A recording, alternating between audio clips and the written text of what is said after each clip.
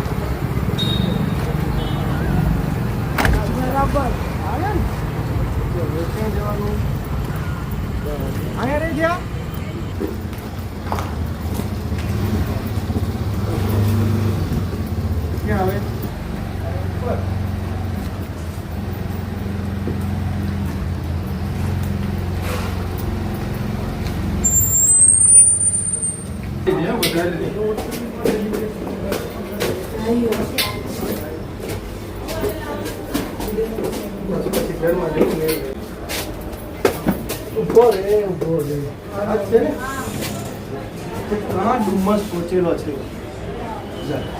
ના હોય જમવાનું જમવાનું લઈ આવેલા છોકરા